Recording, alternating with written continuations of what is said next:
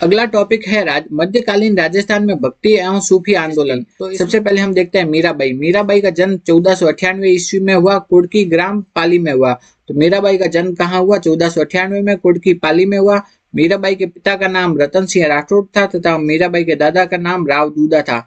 राव दूदा कहाँ के शासक थे? मेड़ता के।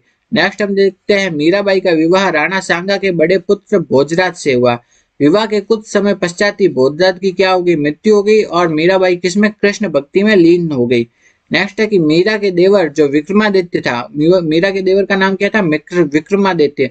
उन्होंने मीराबाई को जहर देकर मरवाने का प्रयास किया। तो इससे दुखी होकर मीराबाई कहाँ चली गई? वृंदावन, और बाद में कहाँ चली गई? द्वारका। और मीराबाई का अंतिम समय कहाँ बीता? द्वारिका में बीता। नेक्स्ट है कि दासी मत का संबंध किससे है? वह है मीराबाई से। मीराबाई के पद क्या कहलाते हैं? हरजस।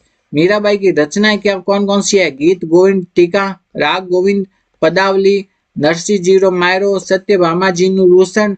और मीराबाई की मृत्यु कब हुई? 1547 में द्वारका के रणछोड़ मंदिर में। मीराबाई की मृत्यु हुई 1547 में द्वारका के रणछोड़ मंदिर में हुई।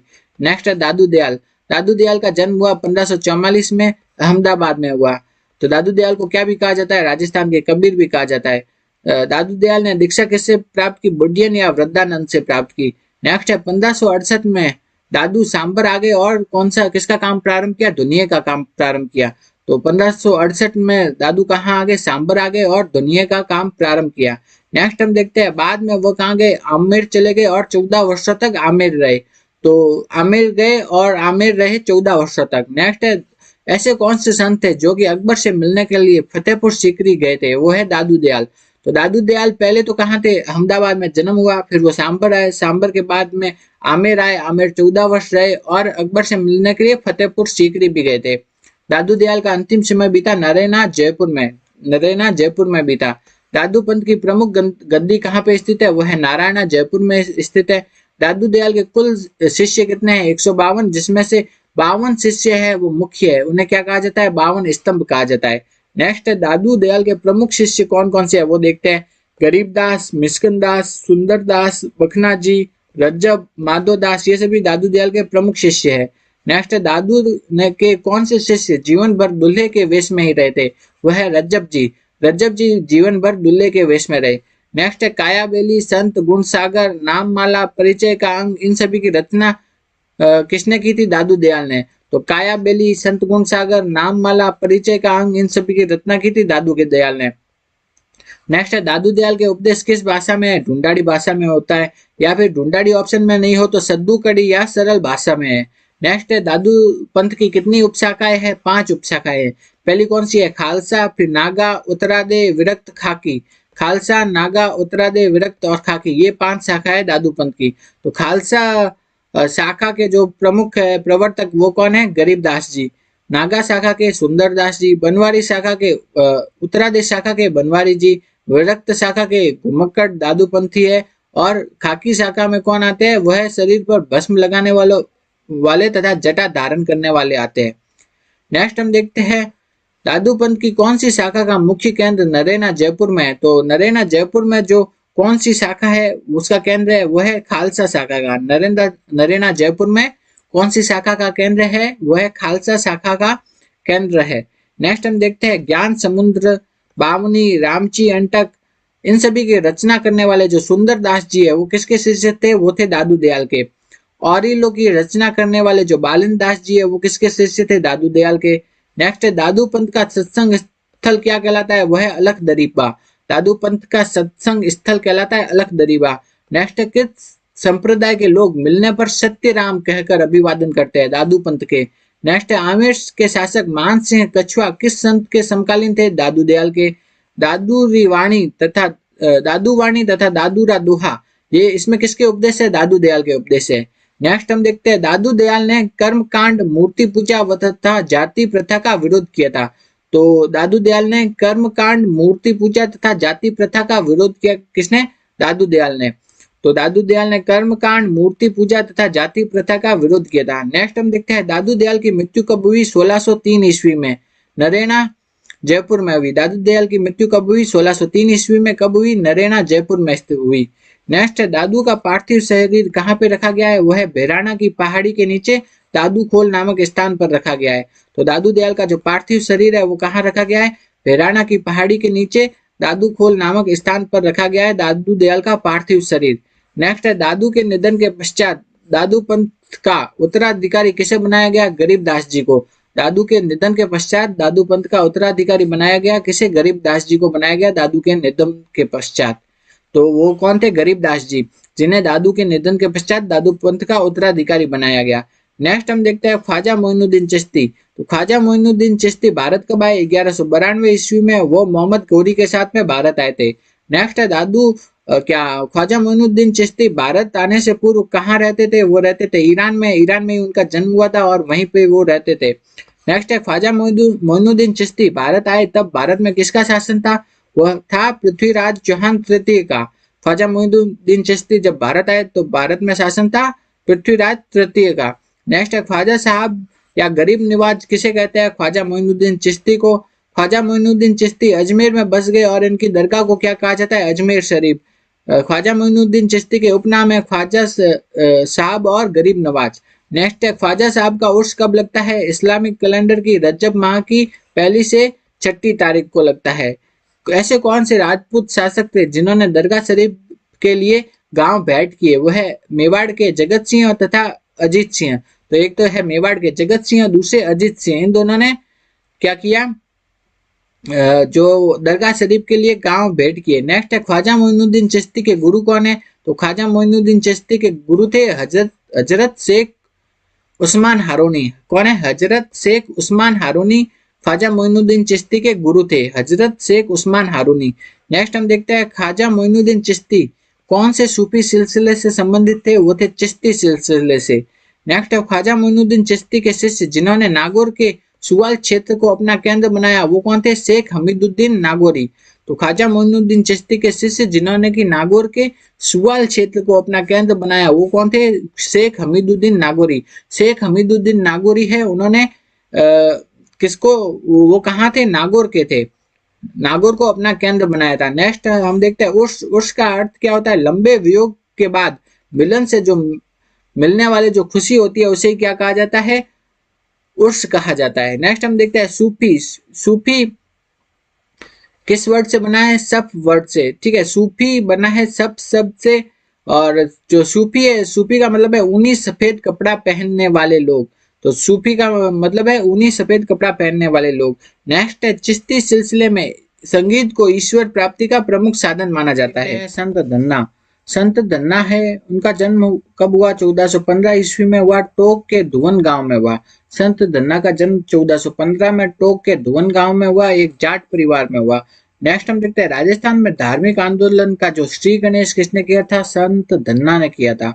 संत धन्ना और पीपा ये दोनों रामानंद के शिष्य थे। तो रामानंद के शिष्य कौन कौन से थे? एक तो धन्ना और दूसरे पीपा। नेक्स्ट है कि धन्ना और पीपा इन दोनों ने गृहस्थ जीवन में रहते हुए भक्ति की थी। संत पीपा का जन्म 1425 ईस्वी में हुआ था और ये खींची राजपूत थे। नेक्स्ट है ऐसे कौन से संत थे जो कि पहले शासक थे और बाद में संत बन गए? वो थे संत पीपा। संत पीपा गागरोन झालावाड़ के शासक थे और बाद में वो संत बन गए थे। तो पीपा ने टोडा टोक है उसके शासक सूरसेन को भी अपना शिष्य बना लिया था। तो पीपा ने कहा के टोडा टोक या इसे वर्तमान में क्या कहता है? टोड रायसिंह टोंक के शासक सूरसेन को भी अपना शिष्य बना लिया था। नेक्स्ट हम देखते हैं संत पीपा की गुफा कहाँ पे स्थित है? वह टोडा टोक में स्थित है। तो संत पीपा की गुफा कहाँ स्थित है? टोडा टोक में। नेक्स्ट हम देखते हैं संत पीपा का मंदिर कहाँ है? समदड़ी बाड़मेर में है। संत पीपा के अनुयायी कौन है? दर्जी समाज के लोग है। नेक्स्ट है चितावनी या साखिया, ये दोनों क्या है? पीपा द्वारा हस्तलिखित ग्रंथ है। किस संत ने दिल्ली के शासक फिरोज तुगलक को युद्ध में हराया था? वह है संत पीपा। संत पीपा ने दिल्ली के शासक जो फिरोज तुगलक है उनको युद्ध में हराया था। नेक्स्ट है संत पीपा, वो निर्गुण विचारधारा से संबंधित थे। संत पीपा की पत्नी, उनका नाम क्या था? सीता। वो भी उनके साथ गृहस्थ आश्रम को छोड़ करके संत जीवन जीने लगी। नेक्स्ट है संत हरिदास जी, उनका जन्म कब हुआ? 1455 ईस्वी में हुआ और डीडवाना के कापड़ोद गांव में हुआ था। हरिदास जी ने निरंजनी संप्रदाय की स्थापना की थी। हरिदास जी का प्रारंभिक पेशा क्या था? लूटपाट करना। निरंजनी संप्रदाय में जो परमात्मा को कहा जाता है अलख निरंजन या हरि निरंजन, नेक्स्ट हम देखते हैं मंत्र राज प्रकाश या हरिपुरुष की वाणी, इसमें ये किनके उपदेश संकलित है? यह है संत हरिदास जी के। तो मंत्र राज प्रकाश और हरिपुरुष की वाणी, इन दोनों में किसके उपदेश है? वह है हरिदास जी के उपदेश है। मंत्र राज प्रकाश और हरिपुरुष की वाणी, इन दोनों में उपदेश है हरिदास जी के। नेक्स्ट है हरिदास जी की मृत्यु हुई 1543 ईस्वी में डीडवाना में। नेक्स्ट है जसनाथ जी। जसनाथ जी का जन्म हुआ 1482 ईस्वी में कतरियासर बीकानेर में हुआ। जसनाथ जी जाट परिवार से संबंधित थे। 12 वर्ष की आयु में इन्होंने संन्यास ले लिया। जसनाथ जी ने 12 वर्षों तक तपस्या कहाँ की थी? गोरखमालिया बीकानेर में। जसनाथ जी निर्गुण भक्ति से संबंधित है। जसनाथ जी ने कौन से पंथ की स्थापना की? वो जसनाथी संप्रदाय की स्थापना किसने की? वो है जसनाथ जी ने। कहाँ पे की? कतरियासर बीकानेर में। तो जसनाती संप्रदाय की स्थापना की जसनाथ जी ने। कहा? कतरियासर बीकानेर में। नेक्स्ट है राव लूणकरण को राजपद पाने का वरदान दिया था जसनाथ जी ने। सिकंदर लोदी ने जसनाथ जी को कतरियासर के पास भूमि प्रदान की थी। तो कतरियासर के पास भूमि जसनाथ जी को किसने दी थी? वो दी थी सिकंदर लोदी ने। जसनाती संप्रदाय में कितने नियम है? 36 नियम है। ये पूछा जाता है कि जसनाती संप्रदाय में कितने नियम है? 36। नेक्स्ट है अग्नि नृत्य किया जाता है जसनाती संप्रदाय द्वारा। यह जसनाती संप्रदाय द्वारा कहाँ पे किया जाता है? कतरियासर बीकानेर में।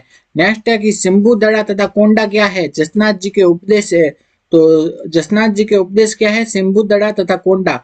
नेक्स्ट है जसनाथ जी किनसे प्रभावित थे? गोरखनाथ जी से प्रभावित थे। नेक्स्ट है कि 1500 ईस्वी में जसनाथ जी तथा जम्बो जी का परस्पर मिलन हुआ। तो वो दोनों आपस में मिले थे और उन्होंने एक दूसरे से वार्तालाप किया। और नेक्स्ट हम देखते हैं जसनाती संप्रदाय की प्रमुख पीठ कहाँ पे स्थित है? वह है कतरियासर बीकानेर में स्थित है। जसनाती संप्रदाय की अन्य पीठें कौन सी है? वह बमलू, लिखमादेसर, पुनरासर, मालासर, पांचला सिद्ध में। जसनाती संप्रदाय की जो अन्य पीठें कहाँ पर स्थित है? बमलू में, लिखमादेसर, पुनरासर, मालासर तथा पांचला सिद्ध में। बमलू, लिखमादेसर, पुनरासर, मालासर तथा पांचला सिद्ध में जसनाती संप्रदाय की अन्य पीठें है। नेक्स्ट हम देखते हैं जसनाती संप्रदाय के अनुयायी हरोजी, जियोजी, लालनाथ जी, चौकनाथ जी, सवाईदास जी, ये जसनाती संप्रदाय के अनुयायी है। जसनाथ जी ने 24 वर्ष की आयु में ही समाधि के पंचपीर। तो राजस्थान के लोक देवता देख रहे हैं, उसमें सबसे पहले हम देखते हैं राजस्थान के पंचपीर किन्हें कहा जाता है। तो वो कहा जाता है पाबू जी, हड़बू जी, रामदेव जी, गोगा जी, मांगलिया मेहा। ऐसे याद कर सकते हैं, पाबू, हड़बू, रामदेव, गोगा जी, मांगलिया मेहा। तो पाबू जी, हड़बू जी, रामदेव जी, गोगा जी, मांगलिया मेहा जी, ये सभी राजस्थान के पंचपीर है। तो आपकी आरबीएसई बोर्ड की किताब में जो पंचपीरों की परिभाषा दी गई है वो क्या है? धर्म, धरा तथा धेनु। मतलब धर्म के लिए, धरा के लिए, धरती के लिए, और धेनु यानी गाय के लिए, जिन्होंने उनकी रक्षा के लिए जिन महापुरुषों ने संघर्ष किया उन्हें क्या कहा जाता है? लोक देवता। सबसे पहले हम देखते हैं कल्ला जी। 4 हाथों वाले लोक देवता किन्हें कहा जाता है? कल्ला जी को। कल्ला जी अकबर के विरुद्ध युद्ध करते हुए शहीद हुए थे। नेक्स्ट है कि कौन से लोक देवता का सिर कटने के बाद भी धड़ लड़ता रहा था? वो थे कल्ला जी। नेक्स्ट है रामदेव जी। रामदेव जी के पिता का नाम अजमल जी तंवर था, इनकी माता का नाम मेणादे था। रामदेव जी का जन्म उंडू कश्मीर में हुआ था। उनके पत्नी का नाम नेतल दे था। रामदेव जी ने कामड़िया पंथ की स्थापना की थी। 13 ताली नृत्य कामड़िया पंथ की महिलाओं द्वारा किया जाता है। रामदेव जी की स्तुति में किया जाता है। इसमें मंजीरे वाद्य यंत्र का प्रयोग होता है। रामदेव जी किसके समकालीन थे? मल्लीनाथ जी के। रामदेव जी के मंदिर देवल या देवरा कहलाते हैं। रामदेव जी ने जीवित समाधि ली थी 1458 में। नेजा क्या है? रामदेव जी की पंचरंगी ध्वजा है। जम्मा क्या है? रामदेव जी का जो रात्रि जागरण होता है वो जमा। ब्यावले क्या है? रामदेव जी के भक्तों द्वारा किए जाने वाले जो भजन होते हैं वो ब्यावले। और रिखिया क्या है? रामदेव जी के मेघवाल जाति के जो भक्तजन है वो क्या कहलाता है? रिखिया। नेक्स्ट हम देखते हैं रामदेव जी के मुख्य मंदिर है रामदेवरा में, जबकि अन्य मंदिर कहाँ है? मसूरिया जोधपुर, बिराटिया पाली तथा बराठिया अजमेर में रामदेव जी के अन्य मंदिर है। नेक्स्ट है गोगा जी। गोगा जी का जन्म कहाँ हुआ? ददरेवा चूरू में हुआ था। उसे क्या कहा जाता है? शीर्षमेढ़ी। गोगा जी की समाधि है नोहर हनुमानगढ़ में, जिसे क्या कहा जाता है? धुनमेढ़ी। तो आपके जो संत वाला टॉपिक है उसमें रामदेव जी, गोगा जी वगैरह ये अलग से दिए गए हैं। तो हमने वहां पे भी पढ़ा है और हम यहाँ पे भी पढ़ा है, तो ये पढ़ रहे हैं, एक बार आपका रिविजन और हो जाएगा। ठीक है। तो जाहिर पीर किन्हें कहा जाता है? वो कहा जाता है गोगा जी को, जबकि धोलिया वीर किन्हें कहा जाता था? तेजा जी को। नेक्स्ट हम देखते हैं जाहिर पीर कहा किसने था? मोहम्मद गजनवी ने कहा था। गोरखनाथ तथा मोहम्मद गजनवी किनके समकालीन थे? गोगा जी के। गोगा नवमी कब आती है? भाद्रपद कृष्ण नवमी को। इस दिन गोगा जी का मेला लगता है। गोगा जी के पिता जयवर जी तथा माता बाइल थी। गोगा जी की पत्नी का नाम था केमल दे, जो कि पाबू जी की भतीजी थी। नेक्स्ट हम देखते हैं दिल्ली के सुल्तान फिरोज शाह ने से युद्ध किन्होंने किया था? गोगा जी ने। दिल्ली के सुल्तान फिरोज शाह से युद्ध किया था गोगा जी ने। 9 गांठों वाली गोगा राखड़ी बांधी जाती है हल तथा हाली की रक्षा के लिए। नेक्स्ट है गोगा जी के मेले कहाँ लगते हैं? गोगा मेडी हनुमानगढ़ में तथा गोगा जी की ओल्डी सांचौर में गोगा जी के मेले लगते हैं। नेक्स्ट है बिट्ठू मेहा के रावले में किसकी वीरता के बारे में बताया गया है? गोगा जी की। नेक्स्ट है तेजा जी का जन्म हुआ था खडनाल नागौर में हुआ था। तेजा जी के पिता ताहड़ जी तथा उनकी माता का नाम रामकुरी था। तेजा जी की पत्नी का नाम था पेमल तथा तेजा जी का ससुराल था पनेर। लाछा गुजरी की गायों को बचाया था तेजा जी ने, जबकि देवल चारने की गायों को बचाया था पाबू जी ने। लाछा गुजरी थी उनकी गायों को तो बचाया था तेजा जी ने, और देवल चारने की गायों को बचाया था पाबू जी ने। नेक्स्ट है जीप पर सर्पदंश करते हुए चित्र किनका है? तेजा जी का। नेक्स्ट है तेजा जी का पशु मेला लगता है परबतसर नागौर में। धोलियावीर किस लोक देवता को कहते हैं? तेजा जी को, जबकि जाहिर पीर कहा जाता है गोगा जी को। नेक्स्ट हम देखते हैं तेजा जी के चबूतरे को थान, तेजा जी के पुजारी को घोड़ला कहते हैं।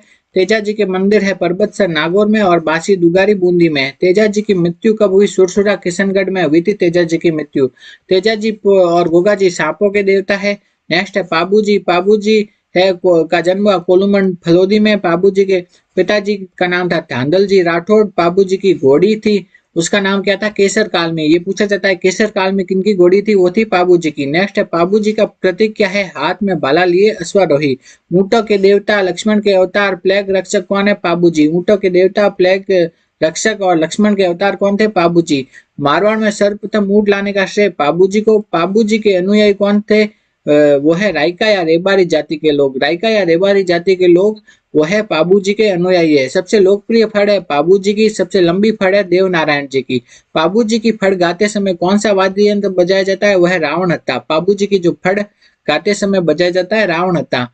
ठीक है, तो वाद्य यंत्र भी आपके सिलेबस में, तो ये दो तो याद रखना कि तेरह ताली नृत्य में कौन सा वाद्य यंत्र होता है? मंजीरा, जबकि पाबू जी की फड़ गाते समय होता है वो है रावण हत्था। नेक्स्ट है मल्लीनाथ जी। मल्लीनाथ जी के पिता का नाम रावल सलखा और उनकी माता का नाम जीर्णदे। मल्लीनाथ जी का मंदिर तिलवाड़ा बाड़मेर में है, लूनी नदी के किनारे स्थित है। नेक्स्ट है कि फिरोज तुगलक के सूबेदार निजामुद्दीन को किसने हराया था? वो है मल्लीनाथ जी ने। उगम सिंह भाटी के शिष्य तथा भविष्य दृष्टा तथा सिद्ध पुरुष कौन थे? मल्लीनाथ जी।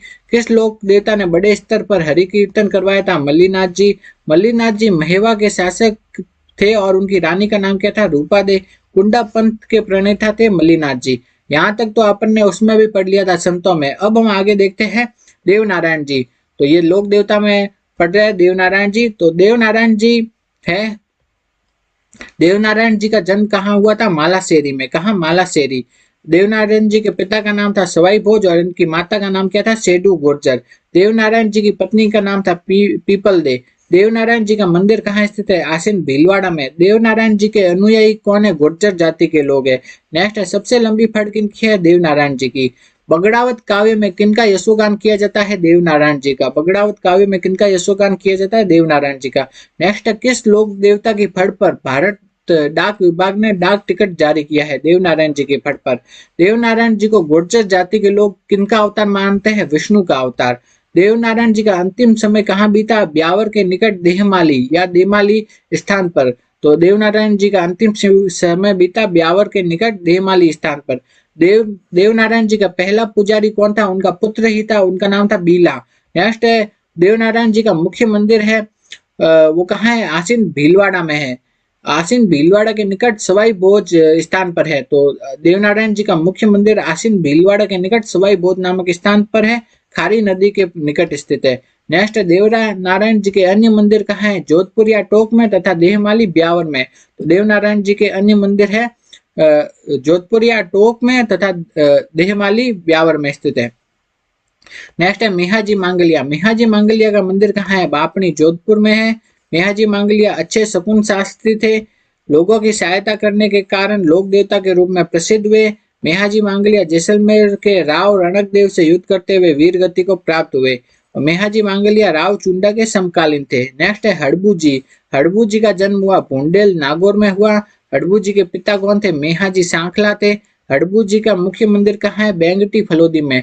तो अपन ने देखा मेहाजी का तो कहाँ था? मेहाजी का तो बापणी में था, ठीक है, कहाँ? बापणी। और जबकि हड़बू जी का है वो है बेंगटी में, ये दो याद रखना।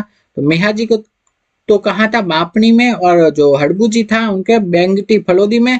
और जबकि मेहा जी है उनका बापनी जोधपुर में, और जबकि हड़बू जी है उनका बेंगटी फलोदी में मंदिर है, ठीक है। नेक्स्ट हम देखते हैं हड़बू जी के गुरु बालीनाथ जी। हड़बू जी तथा रामदेव जी आपस में दोनों क्या थे? मौसेरे भाई थे। राव जोधा को मंडोर मंडोर को मेवाड़ से मुक्त करवाने का आशीर्वाद किन्होंने दिया था? हड़बू जी ने दिया था। किस लोक देवता की पत्नी सती नहीं हुई थी? तो ऐसे कौन से लोक देवता थे जिनकी पत्नी सती नहीं हुई थी? वो है हड़बू जी। हड़बू जी की पत्नी सती नहीं हुई थी। नेक्स्ट है किस लोक देवता की गाड़ी की पूजा की जाती है? वो है हड़बू जी की गाड़ी की पूजा। इंपॉर्टेंट है, कौन से लोक देवता है उनकी गाड़ी की पूजा की जाती है? हड़बू जी की। नेक्स्ट है भूरिया बाबा या गौतमेश्वर महादेव किनके आराध्य है? गोडवाड़ के मीणाओं के। नेक्स्ट है आलम जी का धोरा कहाँ स्थित है? बाड़मेर में। और यह जेतमलोट राठौड़ उनका असली नाम है। आलम जी का धोरा, उनका असली नाम क्या है? जेतमलोट राठौड़। नेक्स्ट हम देखते हैं तल्लीनाथ जी। तल्लीनाथ जी का जो मुख्य स्थान कहाँ है? पंचोटा गांव जालोर में। नेक्स्ट है मल्लीनाथ जी का कहाँ है? वह है तिलवाड़ा बाड़मेर में। दो अलग अलग है, एक तो है तल्लीनाथ जी और एक है मल्लीनाथ जी। तो तल्लीनाथ जी का तो कहाँ है? पंचोटा गांव जालोर में है, जबकि मल्लीनाथ जी